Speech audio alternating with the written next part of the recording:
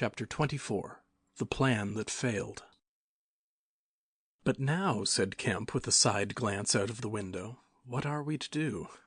He moved nearer his guest as he spoke in such a manner as to prevent the possibility of a sudden glimpse of the three men who were advancing up the hill road, with an intolerable slowness as it seemed to Kemp. "What were you planning to do when you were heading for Port Burdock? Had you any plan?" "I was going to clear out of the country. But I have altered that plan rather since seeing you.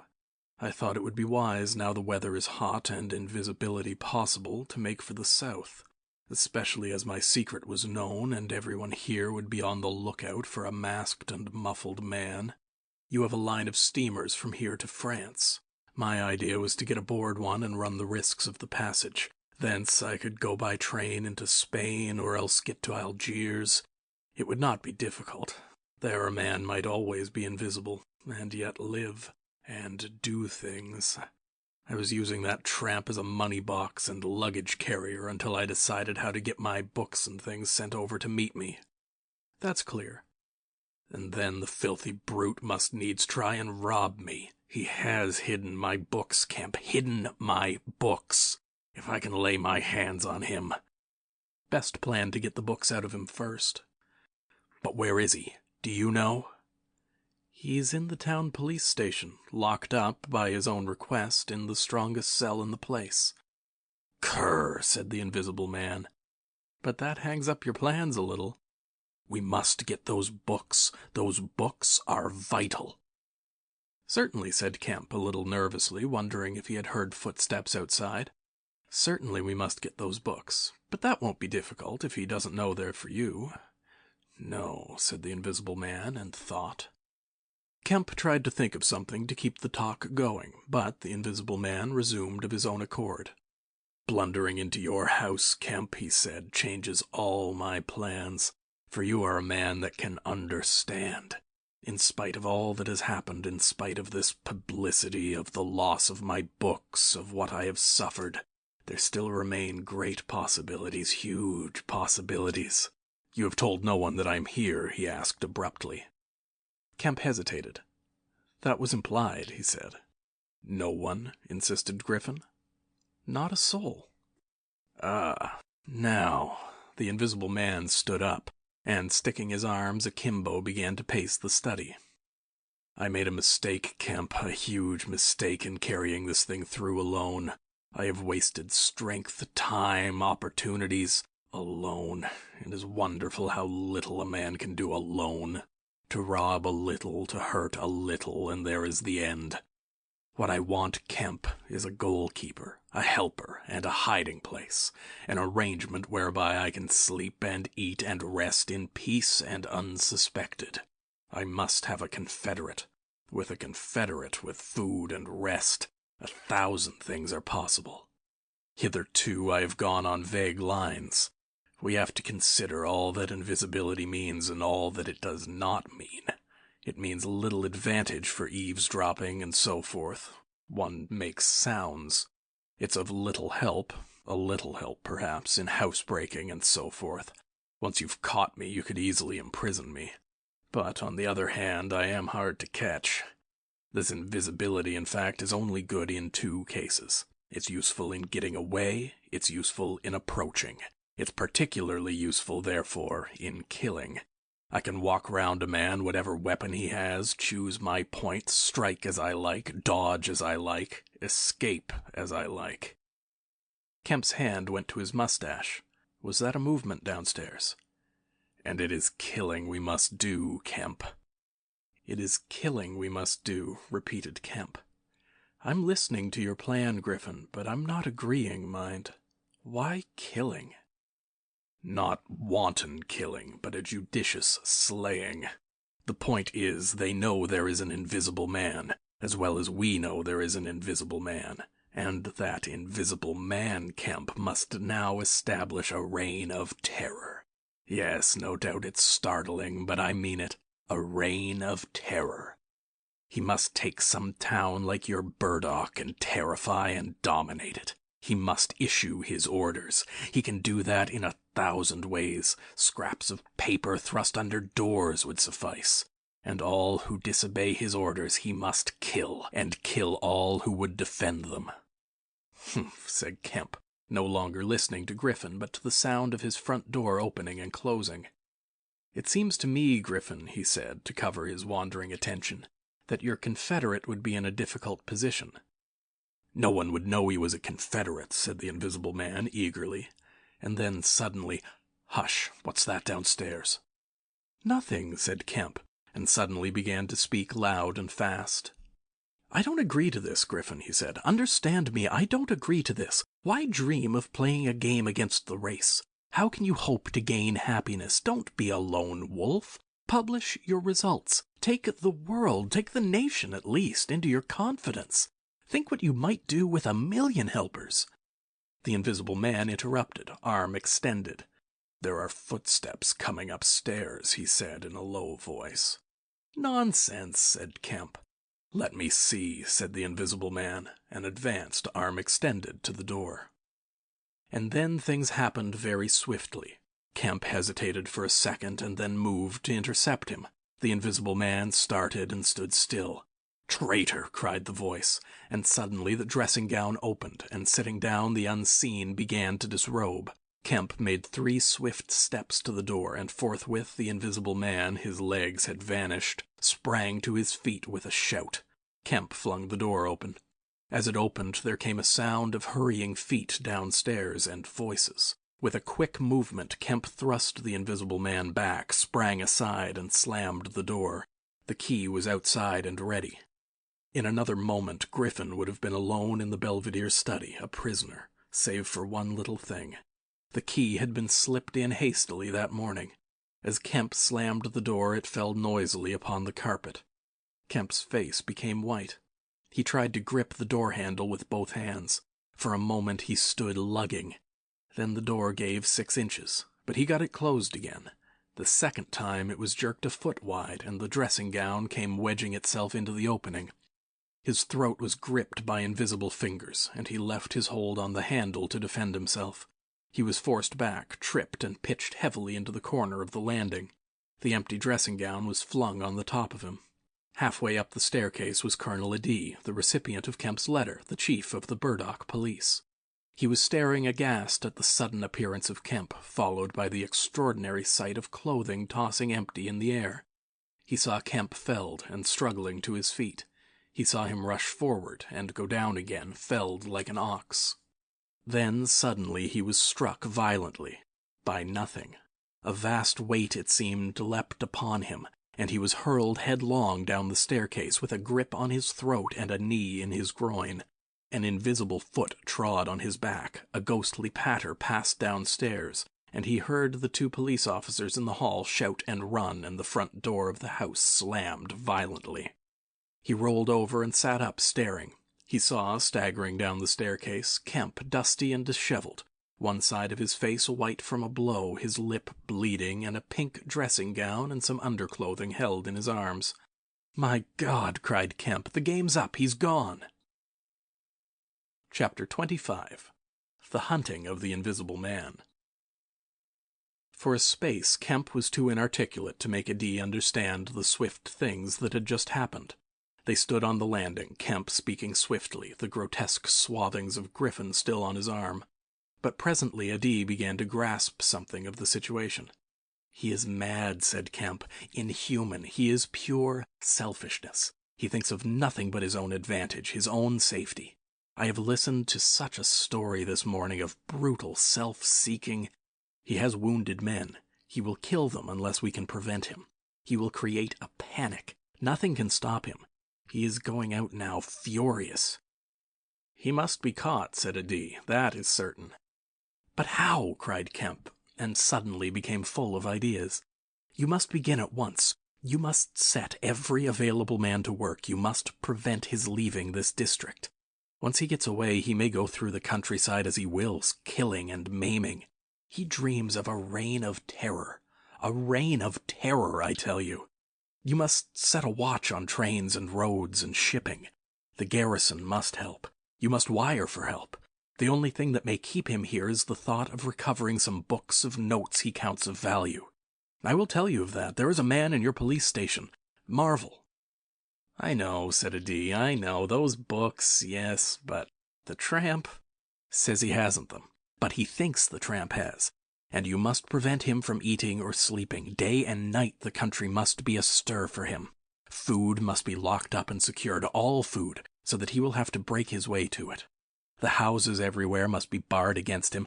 Heaven send us cold nights and rain. The whole countryside must begin hunting and keep hunting. I tell you, Adi, he is a danger, a disaster. Unless he is pinned and secured, it is frightful to think of the things that may happen. What else can we do? Said Adi. I must go down at once and begin organizing. But why not come? Yes, you come too.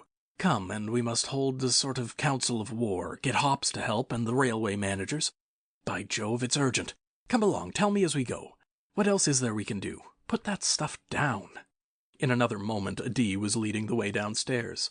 They found the front door open, and the policeman standing outside staring at empty air. He's got away, sir, said one. We must go to the central station at once, said Adi. One of you go on down and get a cab to come up and meet us, quickly. And now, Kemp, what else? Dogs, said Kemp. Get dogs. They don't see him, but they wind him. Get dogs. Good, said Adi. It's not generally known, but the prison officials over at Halstead know a man with bloodhounds. Dogs. What else? Bear in mind, said Kemp, his food shows. After eating, his food shows until it is assimilated, so that he has to hide after eating. You must keep on beating, every thicket, every quiet corner, and put all weapons, all implements that might be weapons, away. He can't carry such things for long, and what he can snatch up and strike men with must be hidden away. Good again, said Adi. We shall have him yet. And on the roads, said Kemp, and hesitated. Yes, said Adi. Powdered glass, said Kemp. It's cruel, I know, but think of what he may do.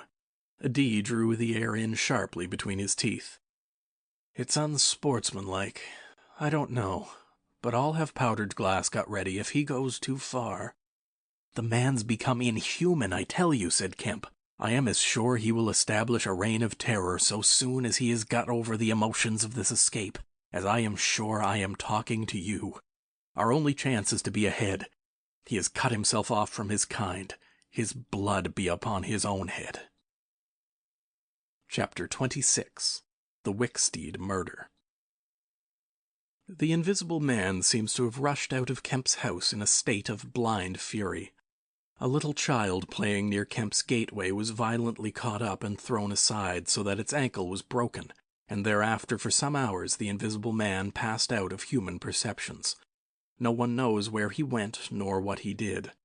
But one can imagine him hurrying through the hot June forenoon, up the hill and on to the open downland behind Port Burdock, raging and despairing at his intolerable fate, and sheltering at last, heated and weary, amid the thickets of Hintondean, to piece together again his shattered schemes against his species.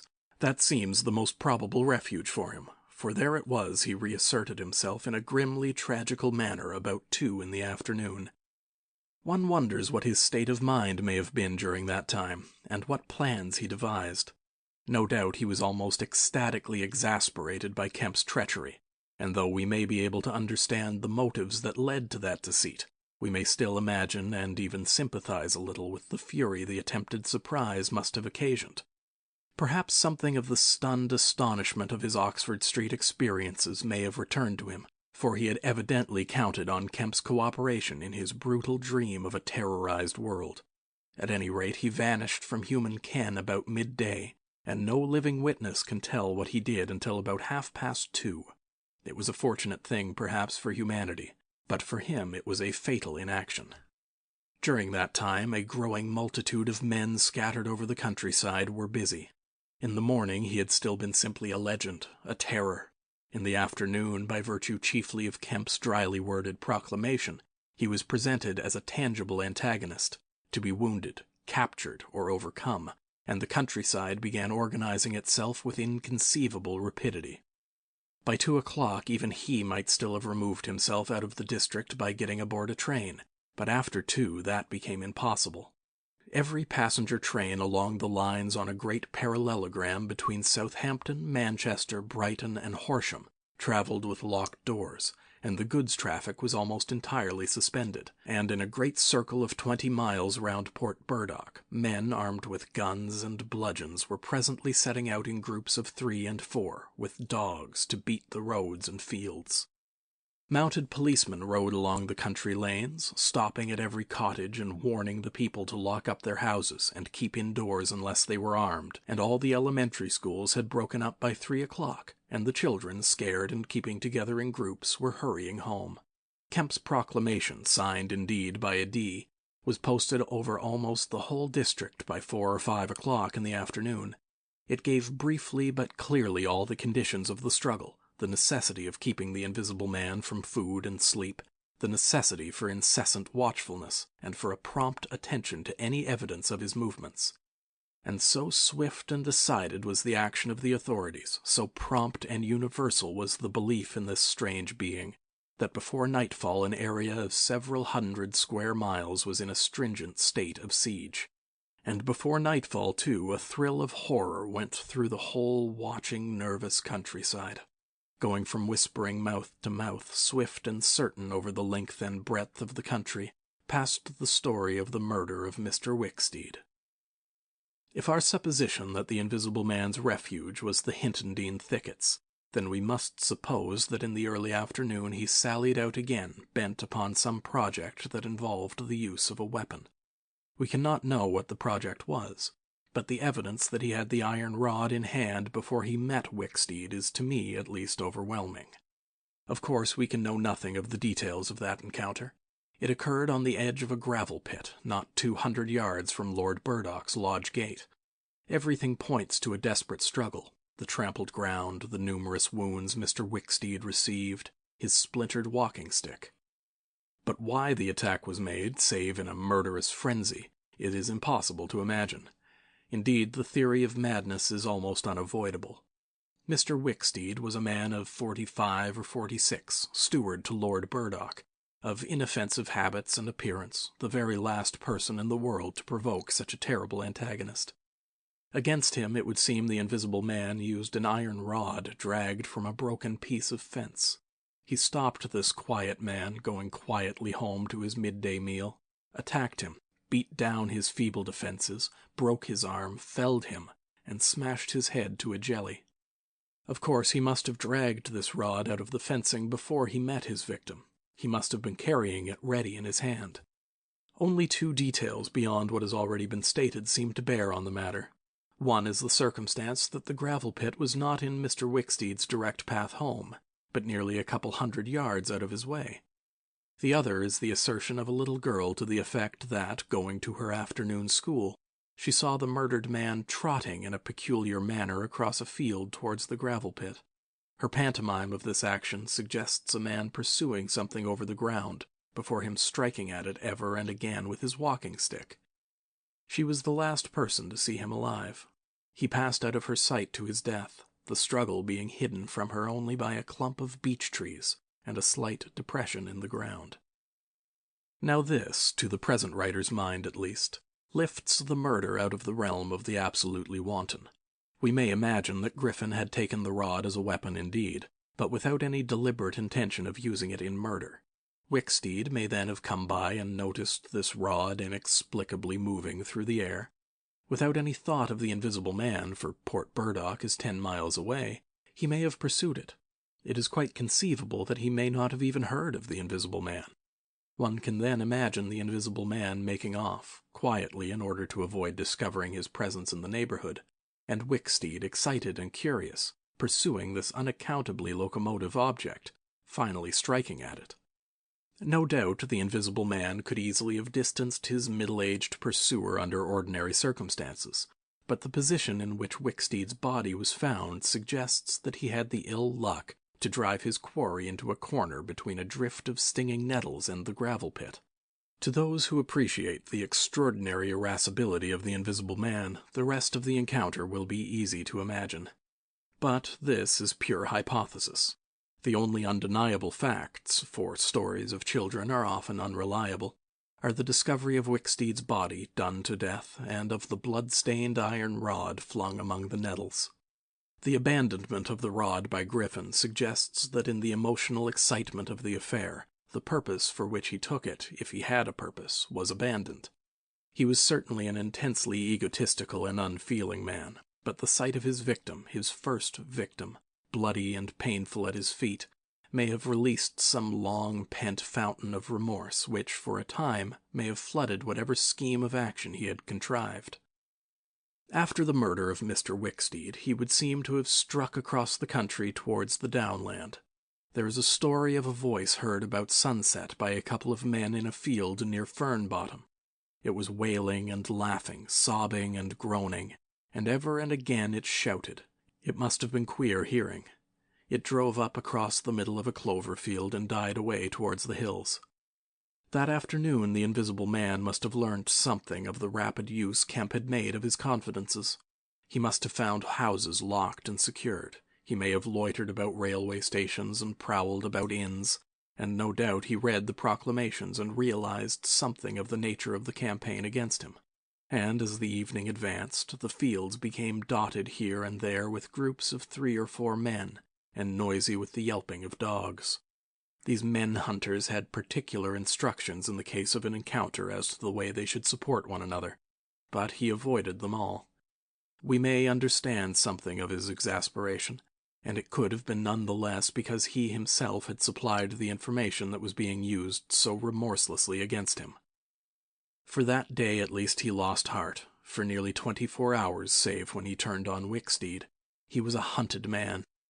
In the night he must have eaten and slept, for in the morning he was himself again, active, powerful, angry, and malignant, prepared for his last great struggle against the world. End of chapters 24, 25, and 26. Chapter 27. The Siege of Kemp's House. Kemp read a strange missive, written in pencil on a greasy sheet of paper. "You have been amazingly energetic and clever," this letter ran, "though what you stand to gain by it I cannot imagine. You are against me. For a whole day you have chased me, you have tried to rob me of a night's rest. But I have had food in spite of you, I have slept in spite of you, and the game is only beginning. The game is only beginning. There is nothing for it but to start the terror. This announces the first day of the terror. Port Burdock is no longer under the Queen. Tell your colonel of police and the rest of them. It is under me, the Terror. This is day 1 of year 1 of the new epic, the epic of the Invisible Man. I am Invisible Man the First. To begin with the rule will be easy. The first day there will be one execution for the sake of example, a man named Kemp. Death starts for him today. He may lock himself away, hide himself away, get guards about him, put on armor if he likes. Death, the unseen death, is coming. Let him take precautions. It will impress my people. Death starts from the pillar box by midday. The letter will fall in as the postman comes along, then off. The game begins. Death starts. Help him not, my people, lest death fall upon you also. Today Kemp is to die. Kemp read this letter twice. "It's no hoax," he said. "That's his voice, and he means it." He turned the folded sheet over, and saw on the addressed side of it the postmark Hintondean, and the prosaic detail, 2d to pay. He got up slowly, leaving his lunch unfinished, the letter had come by the 1 o'clock post, and went into his study. He rang for his housekeeper and told her to go around the house at once, examine all the fastenings of the windows, and close all the shutters. He closed the shutters of his study himself. From a locked drawer in his bedroom he took a little revolver, examined it carefully, and put it into the pocket of his lounge jacket. He wrote a number of brief notes, one to Colonel Adee, gave them to his servant to take with explicit instructions as to her way of leaving the house. "There is no danger," he said, and added a mental reservation, "to you." He remained meditative for a space after doing this, and then returned to his cooling lunch. He ate with gaps of thought. Finally he struck the table sharply. "We'll have him," he said, "and I am the bait. He will come too far." He went up to the belvedere, carefully shutting every door after him. "It's a game," he said. "An odd game, but the chances are all for me, Mr. Griffin, in spite of your invisibility. Griffin contra mundum, with a vengeance." He stood at the window staring at the hot hillside. He must get food every day, and I don't envy him. Did he really sleep last night? Out in the open somewhere, secure from collisions? I wish we could get some good cold wet weather instead of the heat. He may be watching me now. He went to close the window. Something rapped smartly against the brickwork over the frame and made him start violently back. "I'm getting nervous," said Kemp. But it was 5 minutes before he went to the window again. "It must have been a sparrow," he said. Presently he heard the front doorbell ringing and hurried downstairs. He unbolted and unlocked the door, examined the chain, put it up, and opened cautiously without showing himself. A familiar voice hailed him. It was Adee. "Your servant's been assaulted, Kemp," he said round the door. "What?" exclaimed Kemp. "Had that note of yours taken away from her. He's close about here. Let me in." Kemp released the chain, and Adee entered through as narrow an opening as possible. He stood in the hall, looking with infinite relief at Kemp refastening the door. "Note was snatched out of her hand. Scared her horribly. She's down at the station, hysterics. He's close here. What was it about?" Kemp swore. "What a fool I was," said Kemp. "I might have known. It's not an hour's walk from Hintondean. Already." "What's up?" said Adee. "Look here," said Kemp, and led the way into his study. He handed Adee the Invisible Man's letter. Adee read it and whistled softly. "And you?" said Adee. "Proposed a trap, like a fool," said Kemp, "and sent my proposal out by a maidservant. To him." Adee followed Kemp's profanity. "He'll clear out," said Adee. "Not he," said Kemp. A resounding smash of glass came from upstairs. Adee had a silvery glimpse of a little revolver half out of Kemp's pocket. "It's a window upstairs," said Kemp, and led the way up. There came a second smash while they were still on the staircase. When they reached the study, they found 2 of the 3 windows smashed, half the room littered with splintered glass, and one big flint lying on the writing table. The 2 men stopped in the doorway, contemplating the wreckage. Kemp swore again, and as he did so, the 3rd window went with a snap like a pistol, hung starred for a moment, and collapsed in jagged, shivering triangles into the room. "What's this for?" said Adee. "It's a beginning," said Kemp. "There's no way of climbing up here." "Not for a cat," said Kemp. "No shutters?" "Not here. All the downstairs rooms. Hullo!" Smash! And then whack of boards hit hard came from downstairs. "Confound him," said Kemp. "That must be... Yes, it's one of the bedrooms. He's going to do all the house. But he's a fool. The shutters are up and the glass will fall outside. He'll cut his feet." Another window proclaimed its destruction. The 2 men stood on the landing, perplexed. "I have it," said Adee.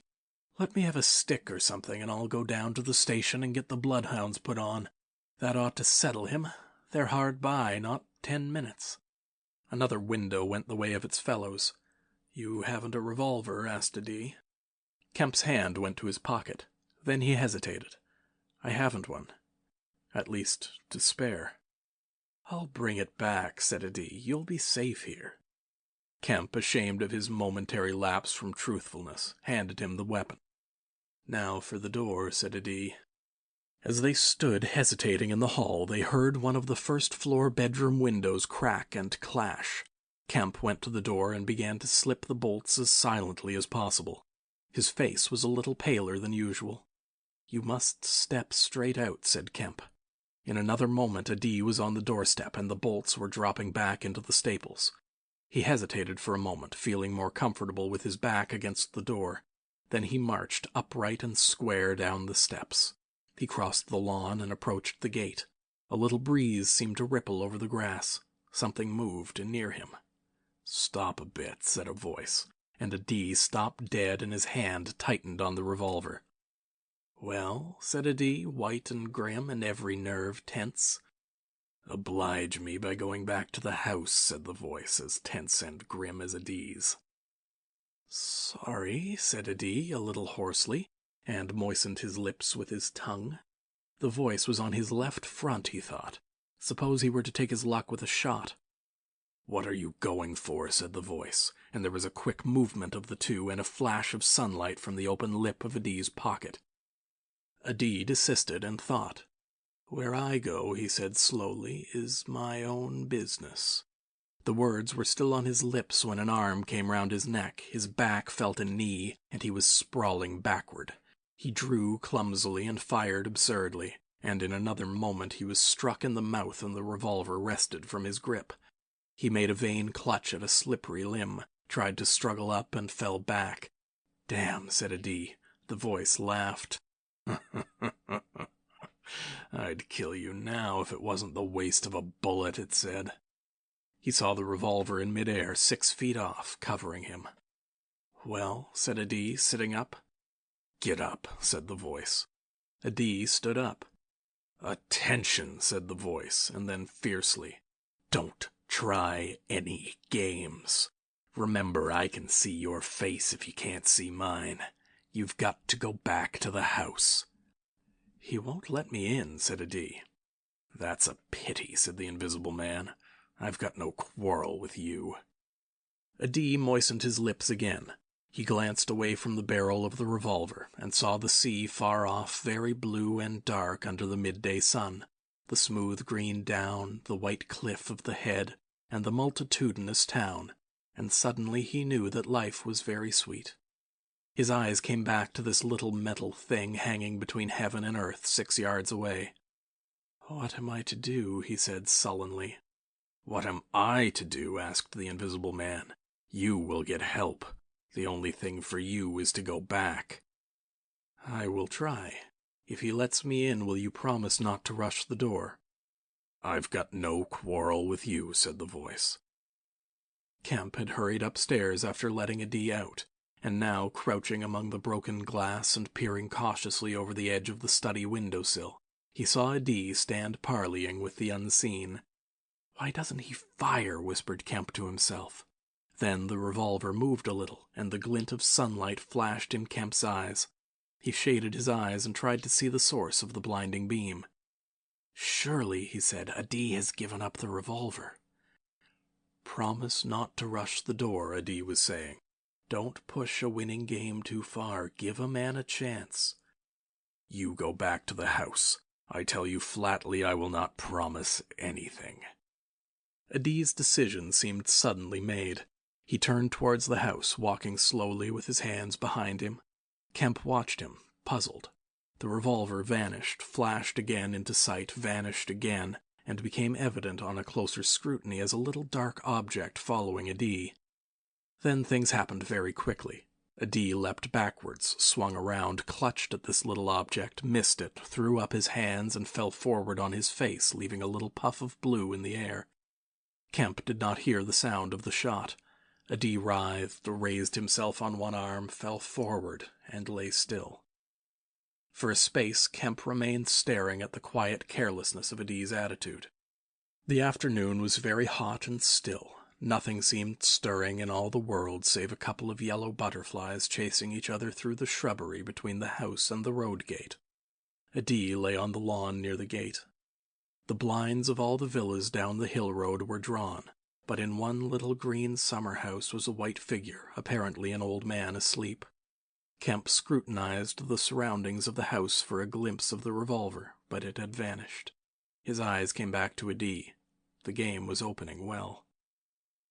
Then came a ringing and knocking at the front door that grew at last tumultuous, but, pursuant to Kemp's instructions, the servants had locked themselves into their rooms. This was followed by a silence. Kemp sat listening and then began peering cautiously out of the 3 windows, one after another. He went to the staircase head and stood listening uneasily.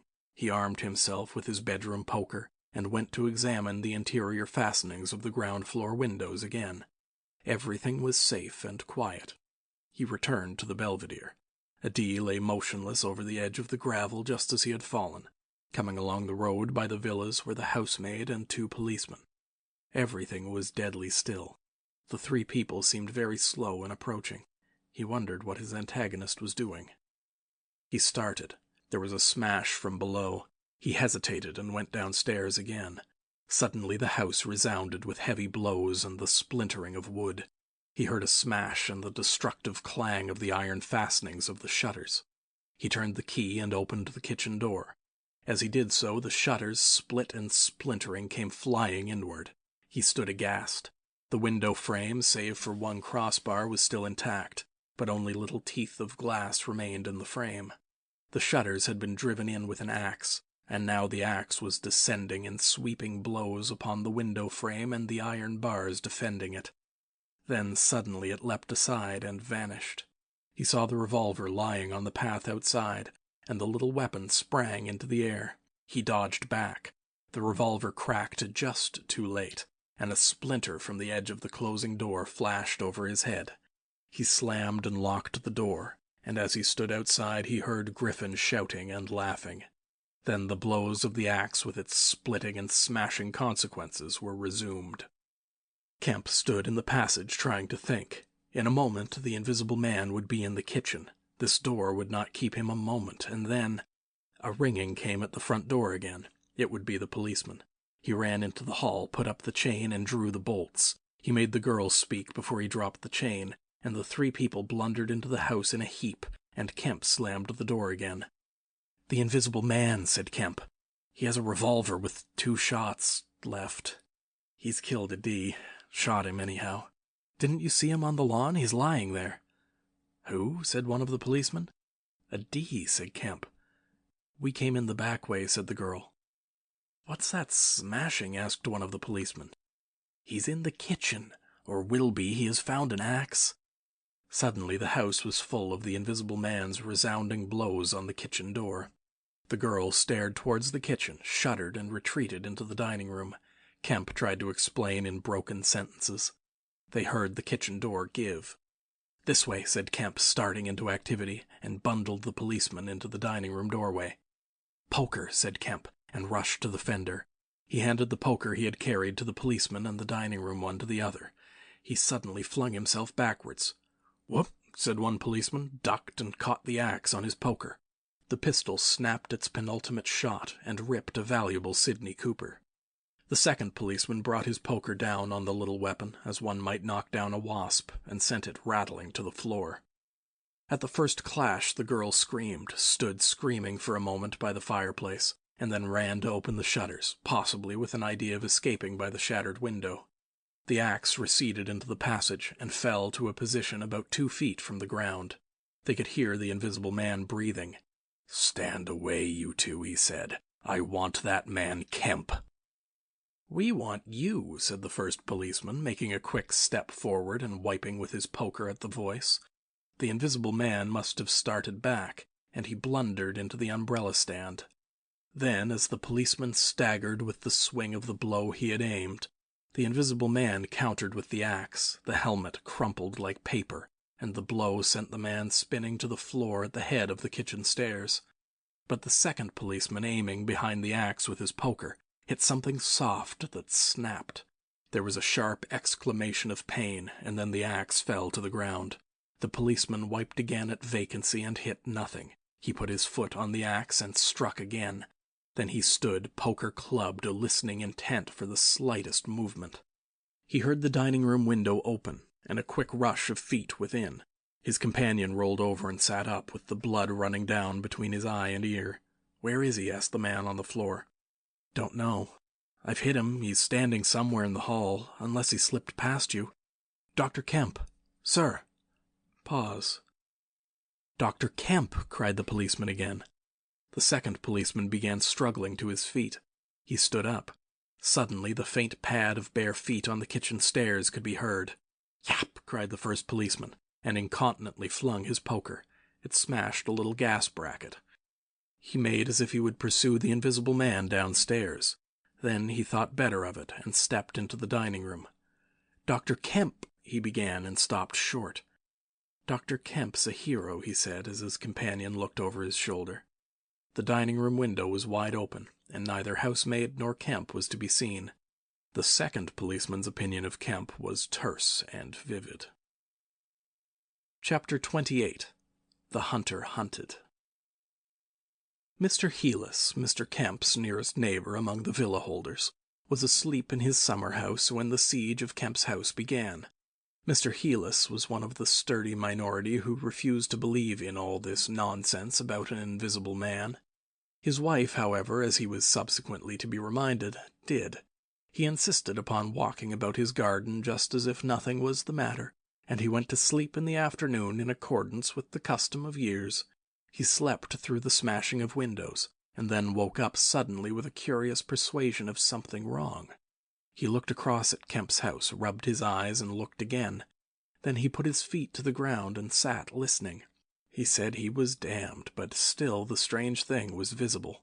The house looked as though it had been deserted for weeks after a violent riot. Every window was broken, and every window, save those of the Belvedere study, was blinded by the internal shutters. I could have sworn it was all right. He looked at his watch. 20 minutes ago? He became aware of a measured concussion and the clash of glass far away in the distance. And then, as he sat open-mouthed, came a still more wonderful thing. The shutters of the drawing-room window were flung open violently, and the housemaid in her outdoor hat and garments appeared struggling in a frantic manner to throw up the sash. Suddenly a man appeared beside her, helping her, Dr. Kemp. In another moment the window was open, and the housemaid was struggling out. She pitched forward and vanished among the shrubs. Mr. Heelis stood up, exclaiming vaguely and vehemently at all these wonderful things. He saw Kemp stand on the sill, spring from the window, and reappear almost instantaneously running along a path in the shrubbery and stooping as he ran, like a man who evades observation. He vanished behind a laburnum, and appeared again clambering over a fence that abutted on the open down. In a second he had tumbled over, and was running at a tremendous pace down the slope towards Mr. Heelis. "Lord," cried Mr. Heelis, struck with an idea. "It's that invisible man brute. It's right, after all." With Mr. Heelis, to think things like that was to act, and his cook, watching him from the top window, was amazed to see him come pelting towards the house at a good 9 miles an hour. There was a slamming of doors, a ringing of bells, and the voice of Mr. Heelis bellowing like a bull. "Shut the doors, shut the windows, shut everything, the invisible man is coming!" Instantly the house was full of screams and directions and scurrying feet. He ran himself to shut the French windows that opened on the veranda. As he did so, Kemp's head and shoulders and knee appeared over the edge of the garden fence. In another moment Kemp had plowed through the asparagus and was running across the tennis lawn to the house. "You can't come in," said Mr. Heelis, shutting the bolts. "I'm very sorry if he's after you, but you can't come in." Kemp appeared with a face of terror close to the glass, rapping and then shaking frantically at the French window. Then, seeing his efforts were useless, he ran along the veranda, vaulted the end, and went to hammer at the side door. Then he ran round by the side gate to the front of the house, and so into the hill road. And Mr. Heelis, staring from his window, a face of horror, had scarcely witnessed Kemp vanish ere the asparagus was being trampled this way and that by feet unseen. At that Mr. Heelis fled precipitately upstairs, and the rest of the chase is beyond his purview. But as he passed the staircase window, he heard the side gate slam. Emerging into the hill road, Kemp naturally took the downward direction, and so it was he came to run in his own person the very race he had watched with a critical eye from the Belvedere study only 4 days ago. He ran it well for a man out of training, and though his face was white and wet, his wits were cool to the last. He ran with wide strides, and wherever a patch of rough ground intervened, wherever there came a patch of raw flints or a bit of broken glass shone dazzling, he crossed it and left the bare invisible feet that followed to take what line they would. For the first time in his life Kemp discovered that the hill road was indescribably vast and desolate, and that the beginnings of the town far below at the hill foot were strangely remote. Never had there been a slower or more painful method of progression than running. All the gaunt villas sleeping in the afternoon sun looked locked and barred. No doubt they were locked and barred by his own orders, but at any rate they might have kept a lookout for an eventuality like this. The town was rising up now, the sea had dropped out of sight behind it, and people down below were stirring. A tram was just arriving at the hill foot. Beyond that was the police station. Was that footsteps he heard behind him? Spurt. The people below were staring at him, one or two were running, and his breath was beginning to saw in his throat. The tram was quite near now, and the Jolly Cricketers was noisily barring its doors. Beyond the tram were posts and heaps of gravel, the drainage works. He had a transitory idea of jumping into the tram and slamming the doors, and then he resolved to go for the police station. In another moment he had passed the door of the Jolly Cricketers, and was in the blistering fag end of the street with human beings about him. The tram driver and his helper, arrested by the sight of his furious haste, stood staring with the tram horses unhitched. Further on, the astonished features of navvies appeared above the mounds of gravel. His pace broke a little, and then he heard the swift pad of his pursuer and leapt forward again. "The invisible man," he cried to the navvies, with a vague indicative gesture, and by an inspiration leapt the excavation and placed a burly group between him and the chase. Then, abandoning the idea of the police station, he turned into a little side street, rushed by a greengrocer's cart, hesitated for the 10th of a second at the door of a sweetstuff shop, and then made for the mouth of an alley that ran back into the main hill street again. 2 or 3 little children were playing here, and shrieked and scattered at his apparition, and forthwith doors and windows opened and excited mothers revealed their hearts. Out he shot into Hill Street again, 300 yards from the tram-line end, and immediately he became aware of a tumultuous vociferation of running people. He glanced up the street towards the hill. Hardly a dozen yards off ran a huge navvy, cursing in fragments and slashing viciously with a spade, and hard behind him came the tram conductor with his fists clenched. Up the street others followed these two, striking and shouting. Down towards the town men and women were running, and he noticed clearly one man coming out of a shop door with a stick in his hand. Spread out, cried someone. Kemp suddenly grasped the altered condition of the chase. He stopped and looked around, panting. He's close here, he cried. Form a line across. He was hit hard under the ear and went reeling, trying to face round towards his unseen antagonist. He just managed to keep his feet, and he struck a vain counter in the air. Then he was hit again under the jaw and sprawled headlong on the ground. In another moment a knee compressed his diaphragm, and a couple of eager hands gripped his throat, but the grip of one was weaker than the other. He grasped the wrists, heard a cry of pain from his assailant, and then the spade of the navvy came whirling through the air above him and struck something with a dull thud. He felt a drop of moisture on his face. The grip at his throat suddenly relaxed, and with a convulsive effort Kemp loosed himself, grasped a limp shoulder, and rolled uppermost. He gripped the unseen elbows near the ground. "I've got him!" screamed Kemp. "Help! Help! Hold! He's down! Hold his feet!" In another second there was a simultaneous rush upon the struggle, and a stranger coming into the road suddenly might have thought an exceptionally savage game of rugby football was in progress. And there was no shouting after Kemp's cry, only a sound of blows and feet and heavy breathing. Then came a mighty effort, and the invisible man threw off a couple of his antagonists and rose to his knees. Kemp clung to him in front like a hound to a stag, and a dozen hands gripped, clutched, and tore at the unseen. The tram conductor suddenly got the neck and shoulders and lugged him back. Down went the heap of struggling men again and rolled over. There was, I am afraid, some savage kicking. Then suddenly a wild scream of "Mercy! Mercy!" that died down swiftly to sound like choking. "Get back, you fools!" cried the muffled voice of Kemp, and there was a vigorous shoving back of stalwart forms. "He's hurt, I tell you. Stand back." There was a brief struggle to clear a space, and then the circle of eager faces saw the doctor kneeling, as it seemed, 15 inches in the air, and holding invisible arms to the ground. Behind him a constable gripped invisible ankles. "Don't you leave go of him," cried the big navvy, holding a blood-stained spade. "He's shamming." "He's not shamming," said the doctor, cautiously raising his knee, "and I'll hold him." His face was bruised and already going red. He spoke thickly because of a bleeding lip. He released one hand and seemed to be feeling at the face. "The mouth's all wet," he said, and then, "Good God!" He stood up abruptly, and then knelt down on the ground by the side of the thing unseen. There was a pushing and shuffling, a sound of heavy feet as fresh people turned up to increase the pressure of the crowd. People now were coming out of the houses. The doors of the Jolly Cricketers stood suddenly wide open. Very little was said. Kemp felt about, his hands seeming to pass through empty air. "He's not breathing," he said, and then, "I can't feel his heart, his side. Ugh!" Suddenly an old woman, peering under the arm of the big navvy, screamed sharply. "Looky there," she said, and thrust out a wrinkled finger. And, looking where she pointed, everyone saw, faint and transparent as though it was made of glass, so that veins and arteries and bones and nerves could be distinguished, the outline of a hand limp and prone. It grew clouded and opaque even as they stared.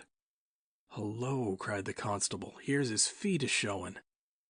And so, slowly, beginning at his hands and feet and creeping along his limbs to the vital centers of his body, that strange change continued. It was like the slow spreading of a poison. First came the little white nerves, a hazy gray sketch of a limb, and then the glassy bones and intricate arteries, then the flesh and skin, first a faint fogginess, and then growing rapidly dense and opaque. Presently they could see his crushed chest and his shoulders, and the dim outline of his drawn and battered features. When at last the crowd made way for Kemp to stand erect, there lay, naked and pitiful on the ground, the bruised and broken body of a young man about 30. His hair and brow were white, not gray with age, but white with the whiteness of albinism, and his eyes were like garnets. His hands were clenched, his eyes wide open, and his expression was one of anger and dismay. "Cover his face," said a man. "For God's sake, cover that face." And 3 little children, pushing forward through the crowd, were suddenly twisted round and sent packing off again. Someone brought a sheet from the Jolly Cricketers, and, having covered him, they carried him into that house. And there it was, on a shabby bed in a tawdry, ill-lighted bedroom, surrounded by a crowd of ignorant and excited people, broken and wounded, betrayed and unpitied, that Griffin, the first of all men to make himself invisible, Griffin, the most gifted physicist the world has ever seen, ended in infinite disaster his strange and terrible career. The Epilogue. So ends the story of the strange and evil experiments of the Invisible Man, and if you would learn more of him, you must go to a little inn near Port Stowe and talk to the landlord. The sign of the inn is an empty board save for a hat and boots, and the name is the title of this story. The landlord is a short and corpulent little man with a nose of cylindrical proportions, wiry hair, and a sporadic rosiness of visage. Drink generously, and he will tell you generously of all the things that happened to him after that time, and of how the lawyers tried to do him out of the treasure found upon him. "When they found out they couldn't prove whose money was which, I'm blessed," he says, "if they didn't try to make me out a bloomin' treasure trove. Do I look like a treasure trove? And then a gentleman gave me a guinea a night to tell the story at the Empire Music Hall, just to tell 'em in my own words, barring one." And if you want to cut off the flow of his reminiscences abruptly, you can always do so by asking if there weren't 3 manuscript books in the story. He admits there were, and proceeds to explain with asseverations that everybody thinks he has 'em, but bless you, he hasn't. The Invisible Man it was took off with 'em to hide when I cut and ran for Port Stowe. It's that Mr. Kemp put people on with the idea of my having 'em. And then he subsides into a pensive state, watches you furtively, bustles nervously with glasses, and pretends to leave the bar. He is a bachelor man. His tastes were ever bachelor, and there are no women folk in the house. Outwardly he buttons, it is expected of him, but in his more vital privacies, in the matter of braces, for example, he still turns to string. He conducts his house without enterprise, but with eminent decorum. His movements are slow, and he is a great thinker, but he has a reputation for wisdom and for a respectable parsimony in the village, and his knowledge of the roads of the south of England would beat Cobbett.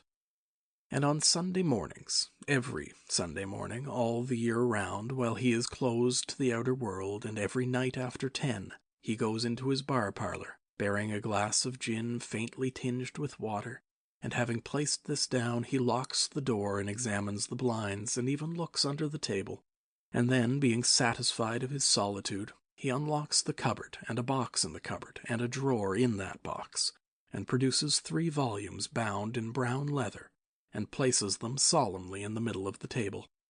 The covers are weather-worn and tinged with an algal green, for once they sojourned in a ditch and some of the pages have been washed blank by dirty water. The landlord sits down in an armchair, fills a long clay pipe slowly, gloating over the books the while. Then he pulls one towards him and opens it, and begins to study it, turning over the leaves backwards and forwards. His brows are knit and his lips move painfully. Hex, little 2 up in the air, cross and a fiddle-dee-dee. Lord, what a one he was for intellect. Presently he relaxes and leans back and blinks through his smoke across the room at things invisible to other eyes. Full of secrets, he says, wonderful secrets. Once I get the haul of them, Lord, I wouldn't do what he did, I'd just, well... He pulls at his pipe. So he lapses into a dream, the undying, wonderful dream of his life.